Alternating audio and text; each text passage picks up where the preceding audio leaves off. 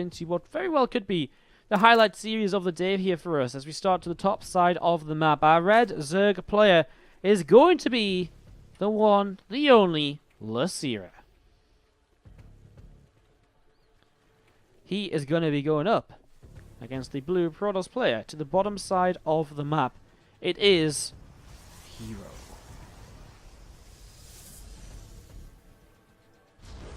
Da, da, da. I've always been such a big fan of herO. He's always been one of these players who's just been so good at playing his race, and I always look at him as this sort of player. I look at him just like, wow, you know, he's just a very likable player. I mean, it's one of those things. I think, actually, for me personally, I'm a pretty big fan of a lot of the very good Korean players. There's one or two of the Koreans who I wouldn't say I'm a fan of, not for any particular reason. I just, for whatever reason, I just don't feel myself kind of attached to them as I do to some of these other players. As I'm just going to be seeing a couple of gates at the front. There's something herO did earlier, of course, against Peppy, if I'm not mistaken. The 2-gate opening to apply pressure early, take some map control, and look to see what's going to be happening from there. So Cybernex Core will come in behind, but look at this, actually. We're going to be seeing the 2 hatcheries coming down from Losira. So 3 hatch before pool. And that's actually interesting, considering the double gateway. Here's the positives. He will have more queens to help him defend this. The negatives, of course, are much later speed and a few later units in general, meaning that the first adepts might be very difficult to deal with. So this is really, for herO, already looking pretty nice. Of course, he will start his expansion behind this back at home, his Nexus on the way up here on the natural expansion. So setting up into that and getting ready to roll, we are going to be seeing this probe on the way up towards the top side of the map. So probe on the way towards the top side of the map here, and we'll have a little bit of a peek around to see what's up and see what's going on. Third hatchery, and he'll be happy to see that already. And does he realize by the timing of it maybe exactly what this is? Well, possibly. It's definitely got some potential as you'll see this probe. Gonna come around the side, pops into the natural expansion tier and looks to see what's going on there, and then moves away from the main base. So probe looking to see what's up, sees what's happening, and that pulls away. A couple of adepts on the way out currently from herO. And he's already got 2 moving up through the top side of the map. Currently no Zerglings for Losira. He starts up his first 4 right now. His first queen's on the way up as well, but he's got quite some time to... I mean, again, it's Varney, so I guess it takes a while to get over here. And as we're going to be seeing his first 2 adepts moving on in, he will have a depth shade off cooldown, so you can jump in and start shading around already without too much of a fear, so you can keep these adepts safe. And he's currently trying to chase these drones down. He'll shade on over towards the third base where he'll turn and get some damage onto a lava before it morphs into a Zergling. And that will just be saved for now then, as these adepts back in towards the mineral line. And he will force again, more than anything right now, just lost mining time. Does he pick up a kill there? I'm not sure actually what he just killed off. A single drone does go down. Finds himself a bit stuck in the back of the natural now, though. Will get surrounded by these lings just as 2 more adepts come in towards the front. So these adepts going to get taken down. Doesn't find an extra Zergling kill at the end. As he runs forwards, you'll see there's so many Zerglings here. No speed, so he can kind of come in and, you know, kite away. It's just he can't get himself in a position where he's sort of cornered in and doesn't have anywhere to go. Forces a spore crawl over here, and I guess we'll just clump up by the mineral patches as now Losira, well, he will go back into drone production. His Ling Speed about to finish. Actually, 4 adepts here. I want to be careful. His Ling Speed about to finish up, actually, and maybe herO just a little bit too far forward to where he should be at this point. As we're going to be seeing 1 adept going down already. The shade should be good to save the rest of them. And he does back away down the south side. 3 overlords on the way up from Losira right now then. I'm just going to be seeing the few Zerglings continue to come on in. Probe is building up a pylon just in the natural expansion as well. And there's a few Zerglings continuing to run down the left, looking to see what else is going on. And there's a couple of Lings continue to get picked off. 2 of them just moving around, looking to see what else is happening. The adepts continue to shade up towards the top side. That's one Zergling that got sent forward, denied by the adept, which is keeping the wall tight here at the front, as herO going to drop down double Stargate now. We've been seeing a lot of fast carrier plays out of players, and herO being one of them, who's been very likely to play kind of fast carriers. So that's something we could be seeing here on Varnia base, or a map where you can basically build a bunch of cannons here on the third base, and as you build all those cannons down on the third base, boom, all of a sudden you're in a pretty crazy position to... well, you're in a really good position, basically, to just defend and go up to lots of carriers on. Alternatively, you could bypass the fleet beacon for now and just go into Phoenix production. A lot of Phoenix early can be a good way to harass and stabilize in the game, as adepts do some damage and then shade away over towards the natural expansion, as they are going to start picking their way through this queen. They will go down in the end, though. Getting themselves kind of caught a couple of times by these Zerglings. Definitely wasn't the best by herO. And these Adepts, they do go down. Warp Prism, not Warp Prism, sorry, a Pylon. Basically a Warp Prism, only on the ground, immobile, and completely useless in terms of micro potential. Well, a Pylon over here is going to allow him to kind of keep on warping Adepts and continue to attack us. We're going to see these Zerglings moving forwards once again, looking to see what else is happening. You're going to see Adepts starting to shade on forwards, a Lair on the way up. You actually see from the Stargate 2 Oracles on the way right now as Losira is continuing to just defend very well against these Adepts, I feel. He's not really taking eco damage. He's using his Zerglings effectively. Nice Evo Chamber block to slow these Adepts down when it comes to trying to catch up with those drones. They'll pick up 2 kills, though, as the Adepts do commit into the natural expansion, but they will get taken down. So the Adepts get shut down right now. The Lair just over halfway done. These 2 Oracles fly on in already. The Queen falls and going to continue picking his way through multiple drones here. So lots of these drones falling, and that's going to be 9 workers killed. He's going to go for more. He's going to get this Queen first, and well, it's one thing Losira definitely wasn't ready for. The Oracle play. He starts up Spore Crawlers just so late, and I mean, herO just takes a huge lead from this. I mean, we're talking about 20 workers that have just died. And from everything we've been talking about Losira defending well, I mean, he's been pulling drones around and losing income here and there. Now he's going to be in a huge income deficit because of losing those workers. However, run by into the main base, and some Zerglings might get some damage done here while also attacking down at the third. Mothership Cool has to decide where it wants to go, as probes will turn to fight here to try and minimize the damage. 4 workers going down. It's not quite the 20 those Oracles just picked up. Zerglings going to continue working their way through this pylon. And just going to be seeing the situation here. I mean, herO throughout has been, well, it doesn't look as though he's been doing damage. He has been forcing, again, a lot of those drones off the line, and he's been forcing a lot of units instead of drones, right? And that's a pretty big factor in this game, is, again, Losira just going to sit in the center, and herO will go up towards the top side of the map. And we'll be seeing these Phoenix. Well, they're going to start picking off Overlords here. Obviously, that's the first stage of Phoenix play.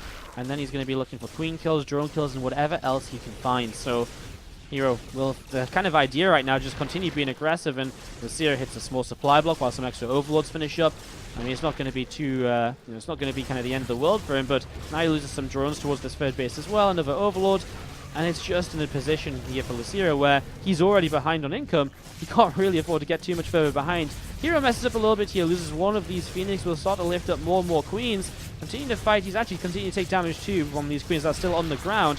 As he picks up one Queen, going for the next, and he will pick it off just before the Phoenix dies. These Phoenix getting very low on health, but all the Queens now in the sky, and Losira just losing more and more. It really all comes back down to those first couple of Oracles getting so much done, and now suddenly there's nothing on this mineral line to protect these from these drones from these Adepts. And so these Adepts will just come in and have the time of their lives. Hydras are starting to pop out, but the Phoenix are picking them off one at a time again. And Adepts now into the main base as well. Even if the Adepts have to fight the Hydras, Adepts can trade pretty well against them. As the Hydras, they don't want to go too far forwards. They don't want to kind of move too far away from the kind of the bigger clump of units. One more Hydra gets caught. Adepts going to shade towards the natural, where he'll actually turn and just fight against these Hydras, which is still going to turn out to be a pretty good trade for him. GG, herO, off the back of those Oracles, really more so than anything else, takes game number 1 of the matches here between Losira and herO. herO taking the first game. He is going to be spawning as the Blue Protoss player to the top left-hand side of the map. It is, of course, his map pick as well. herO, formerly of CJ Entus.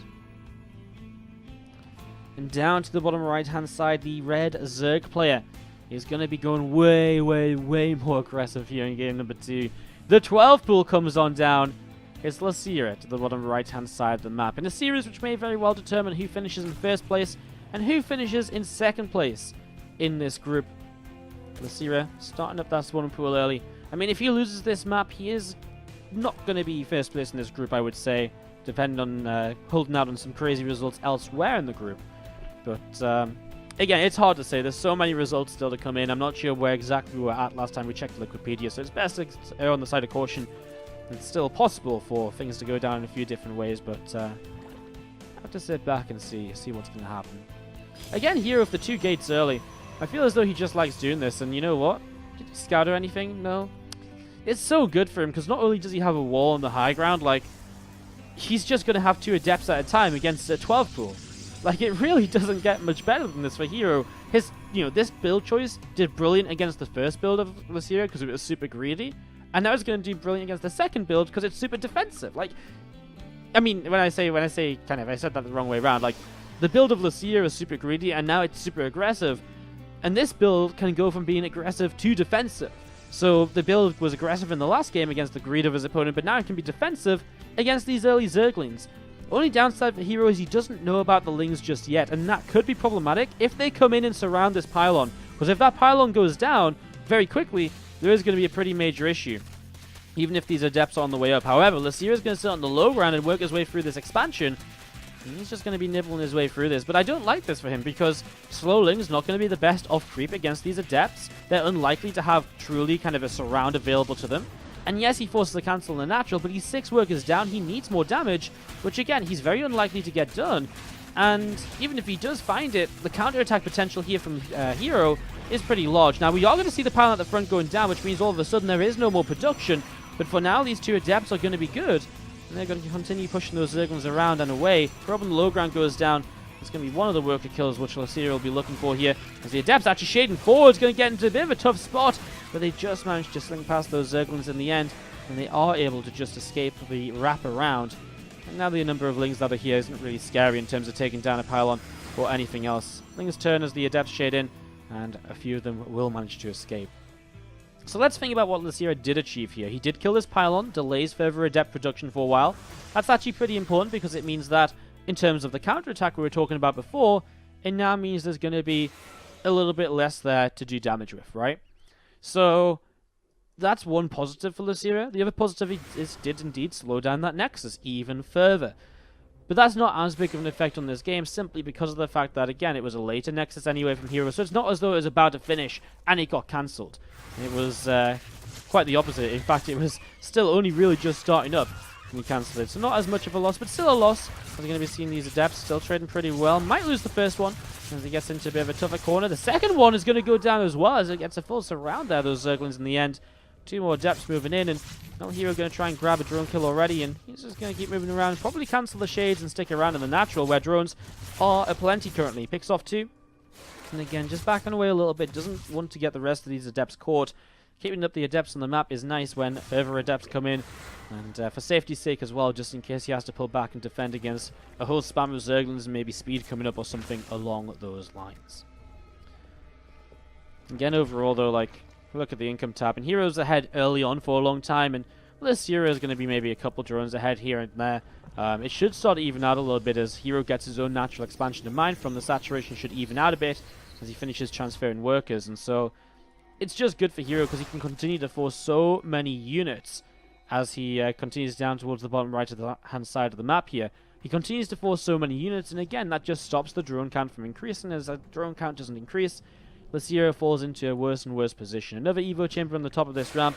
It's going to be 2 Evos and the Rotron to just block things off, and it will stop these Adepts from moving forwards, but you know what else it stops? It stops Losira from even taking a 3rd base. With a lair on the way, I imagine he might just turn this into a Nidus network to try and do some a little bit more with. He might not even survive that long, honestly, because this Evo chamber here, despite blocking for now, is about to go down. You can see that Losira is pulling more drones in, but these Evos aren't going to have much health on them anyways. And you can target this down so quickly. There's actually a gap anyways. The Adepts begin to shade through. The first Zerglings will go down. I mean, Roach is on the way up. With them popping out kind of 1 or 2 at a time, though, or kind of in clumps of 3 or 4, I guess, as they spawn from the natural and the main, I guess it might not be enough anyway, and these Adepts might just be able to work their way through. Nice couple of Ravagers morph into get something out of these at least. Now he'll pop up into that main base. Drones will go down here.